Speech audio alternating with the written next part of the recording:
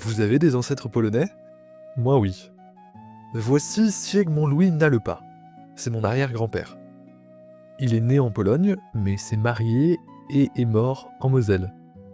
Sur les actes, c'est écrit qu'il est né en 1918 à Bütchelsdorf, en Allemagne. Sauf qu'en cherchant sur internet, la ville n'existe plus.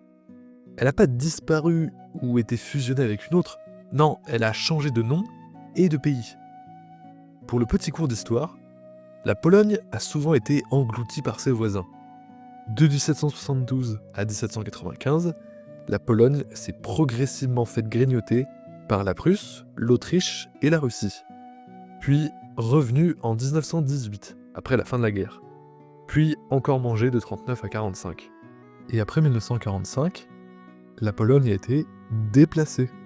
Donc au cours de ces périodes, les actes peuvent être écrits en polonais, allemand, russe, et du coup, lorsque le pays revient à l'existence, il faut bien lui redonner des villes.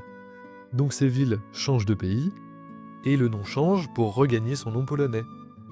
Et mon Louis, il est né dans une commune d'Allemagne, à Bütchelsdorf, en 1918, et quelques mois après, elle est devenue polonaise.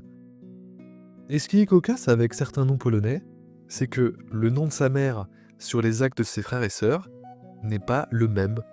J'ai Adel Matuszewska, Matuzerowski, Matuzewska. Pour avoir le cœur net, faudrait que j'ai un acte qui concerne directement la personne. Heureusement, les parents sont décédés en France. Il y a donc un acte de décès. Antoine est décédé en 1948, époux d'Adèle Matuzewska, et sa femme, Adèle Stanisława Matuzewski, décédée en 1968. Au niveau des patronymes polonais, les femmes sont en ska, les hommes sont en ski. Mais comme en France, les enfants ont le même nom que leur père, elle est indiquée ski, même si c'est une femme. Par contre, sa mère s'appelle bien Wolanska. J'ai les dates et lieux de naissance et le nom des grands-parents. Enfin, sauf pour Antoine, j'ai pas le nom de sa mère. Et j'ai été voir au cimetière de là où ils habitaient, j'ai trouvé leur tombe, et les dates sont les bonnes.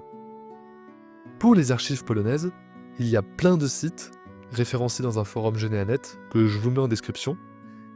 Et perso, j'utilise Genetica, un site incroyable qui indexe beaucoup d'actes polonais. Vous pouvez mettre le site en anglais. On peut indiquer la voïvodie, donc les districts administratifs, filtrés avec des dates. Et en dessous, on a les naissances, mariages et décès. Et quand j'indique la voïvodie de Łódzkie, je tape Nalpa avec Matuzewska, j'ai un résultat qui correspond. 1905 à Rusiek. Et j'ai le nom-prénom des parents. Quand on compare le nom des parents aux actes de décès, ce sont les bons. Acte 13. Je vais sur le document lié à l'acte 13. Bon, je pense que vous voyez le problème, c'est écrit en cyrillique.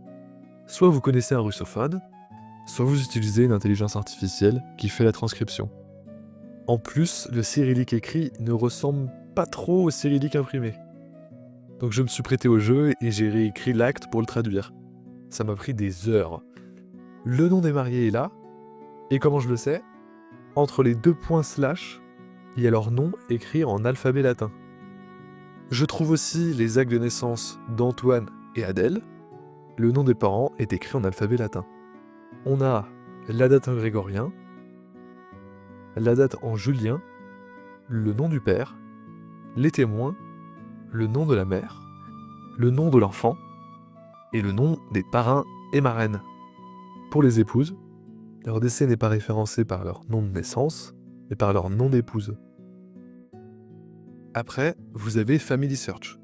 C'est la plus grosse base de registres de la planète, et c'est quasi indispensable si vous avez des ancêtres hors de la France. Soit vous tapez le nom de votre ancêtre directement dans le moteur de recherche, en indiquant des lieux, et vous aurez une chance de le trouver dans un arbre. Si vous souhaitez accéder au registre numérisé, il vous faudra créer un compte ou vous connecter avec Facebook ou Google. Si vous connaissez la commune directement, vous allez sur Rechercher, Catalogue, vous rentrez le nom de votre commune, il va vous en proposer plusieurs, essayez-les toutes pour voir s'il y a des résultats. Les catégories à rechercher sont les enregistrements d'église. Si la ville est grande, les registres peuvent être triés par religion, catholique et protestant, et par paroisse. Et aussi inscription civile. Ce sont les catégories qui vous amènent au registre numérisé. À gauche, vous avez la tranche contenue et le type d'acte, naissance, mariage et ou décès. Et le logo à droite vous indique si vous pouvez ouvrir le champagne ou pleurer. Si vous avez ce logo, vous êtes un sacré vénard. Et si vous avez ce logo ou celui-là, il vous faudra vous rendre dans un centre de l'église pour consulter ces registres sur place. Si vous avez un ancêtre étranger qui est venu en France, il a peut-être demandé à être naturalisé français. Si c'est le cas, il y a un dossier de naturalisation à trouver, conservé aux Archives nationales, à Paris. Vous pouvez les trouver dans les journaux officiels, numérisés sur Gallica. Ça va de 1881 à 1954. Avant, il faut consulter les bulletins des lois qui vont jusqu'en 1794. Vous indiquez, entre guillemets, le nom-prénom de votre ancêtre dans la recherche à gauche, et vous devriez trouver un article qui indique son nom-prénom, ses dates et lieux de naissance, son lieu d'habitation, parfois ses enfants, une date à retrouver tout en bas de la liste, et un numéro de dossier. Avant 1945, le numéro de dossier n'est pas dans le décret. Il faut donc aller le chercher soi-même sur le site des Archives nationales. Vous écrivez « Décret de naturalisation française » plus la date. Vous aurez la même liste des noms que dans le journal, mais il y aura le numéro de dossier à gauche. À partir de la date et du numéro de dossier, vous allez pouvoir trouver une cote. De 1931 à 1973, avant, je ne sais pas, vous allez sur ce lien qui vous permettra de trouver votre cote. On va illustrer avec mon ancêtre. Je tape Sigmond Nalepas, je le trouve en 1950. Sur mon PDF, je vais en 1950, donc je sais que ce sera cette cote-là, parce que c'est la même pour toute l'année. Le numéro de dossier est là, et je vais juste prendre les chiffres avant le X. Et je les cherche dans les intervalles.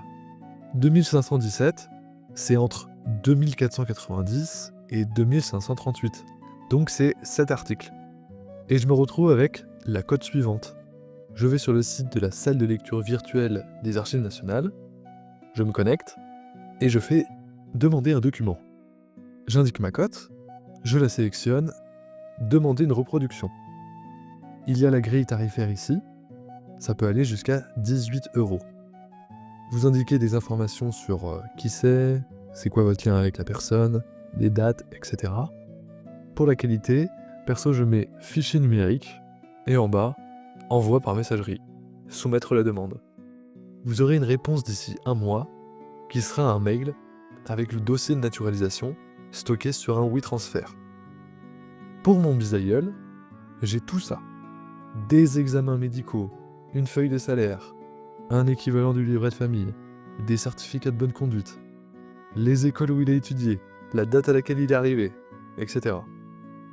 Donner la naturalisation française, c'est intégrer un nouveau citoyen dans son pays.